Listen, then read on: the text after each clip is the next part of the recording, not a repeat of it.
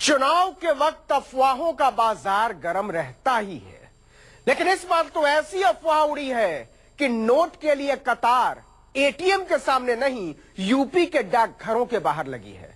Police वाले form, certificate और ticket लेकर पहुंची लड़कियों को पीछे धकेल रहे हैं और डाक बाबू मोहर मारे जा रहे हैं, क्योंकि अफवाह उड़ाई गई है कि अगर बीजेपी ने यूपी जीत लिया तो लड़कियों के खाते में 2-2 लाख रुपए आ जाएंगे। इस फर्जी योजना का नाम दिया गया है बेटी बचाओ बेटी पढ़ाओ।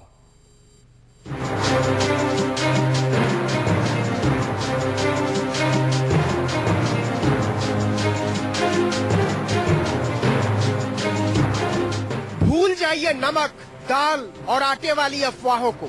यूपी के बाजार में नई खबर उड़ी है कि अगर मोदी चुनाव जीते तो लड़कियों की शादी के लिए 2 लाख रुपए मिलेंगे। अगर यूपी में बीजेपी की सरकार बनी तो 32 साल तक की महिलाओं के खाते में 2-2 लाख रुपए आ जाएंगे। और इस बार ये अफवाह जुबान जुबान नहीं घूम रही है, बाकायदा चिट्ठी पत्री के साथ बाजार में उतरी है। कोई फॉर्म भरा था आपने? कौन सा फॉर्म? हाँ, मतलब बेटी बचाओ बेटी पढ़ाओ। क्या है उसमें? उसमें मतलब लिखा था कि 2 लाख रुपए मिलेंगे। कब? जब वो जीत जाएंगे मोदी। बेटी बचाओ बेटी पढ़ाओ। क्या बताया था उसमें? उसमें जो बताता कि शादी के बाद पैसे मिलेंगे। पता नहीं कि ये कह रहे कि 2-2 लाख रुपए मिलेंगे पढ़ाई के लिए। मोदी 8 साल से लेकर 32 साल तक की लड़कियों के लिए 2 लाख रुपए मिलेंगे। पीलीभीत के डाकघर के सामने आजकल रोज चिट्ठी पोस्ट करवाने वाली लड़कियों की ऐसी ही भीड़ जुटती है। ऐसे ही डाकघर के बाबू खुद को सीखचों में बंद कर लेते हैं। ऐसे ही पुलिस चिट्ठी पोस्ट करने आने वालों को धकेलती है और ऐसे ही 2 लाख की उम्मीद का फॉर्म लेकर लड़कियां प्रधान से पार्षद तक और स्टेशनरी की दुकान से डाकघर तक का चक्कर लगा रही है। दुनिया के किसी भी डाकघर में एक चिट्ठी पोस्ट करने के लिए इतनी कशमकश आपने नहीं सुनी होगी। हम डाक विभाग वाले सारे कर्मचारी अधिकारी परेशान है, इसको लेकर पुलिस प्रशासन तक परेशान है और भारी संख्या में भीड़ लग रही है। कंट्रोल करना मुश्किल हो रहा है। 5-7 हजार रजिस्ट्रियां पर डे बुक हो रही है। बरेली, पीलीभीत, मुजफ्फरनगर चुनावों के दौरान अचानक यूपी में एक सरकारी योजना का हल्ला उड़ने लगा। योजना का नाम है बेटी बचाओ बेटी पढ़ाओ योजना और हल्ला ऐसा उड़ा कि भारत के महिला और बाल विकास मंत्रालय के नाम से फॉर्म बाजार में ब्लैक होने लगे।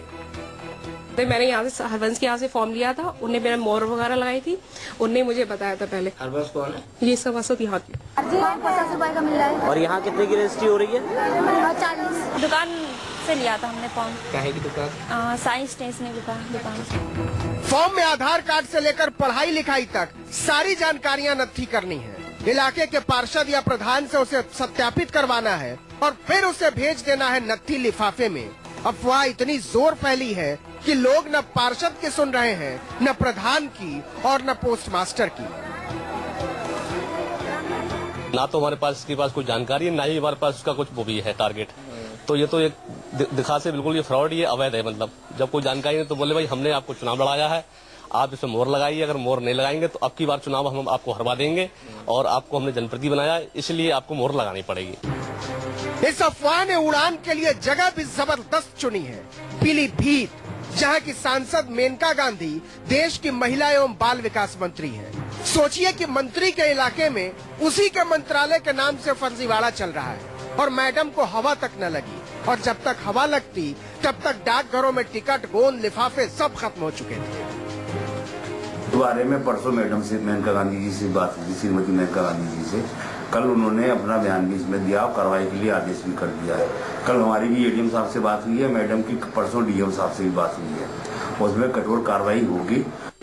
अब मेनका गांधी के कहने पर डाकघरों के सामने बेटी बचाओ बेटी पढ़ाओ योजना के फर्जी होने के नोटिस लगा दिए गए हैं, लेकिन घर बैठे 2 लाख मिलने की आस को लोग इतनी आसानी से टूटने नहीं देना चाहते। फर्जी ही सही, लेकिन बेटी बचाओ बेटी पढ़ाओ योजना के फॉर्म भरकर यूपी की हजारों लड़कियों ने मेनका गांधी के दफ्तर रवाना कर दिए हैं। पीलीभीत से नीरज आनंद के साथ धर्मेंद्र कुमार, मुजफ्फरनगर, न्यूज़ 24।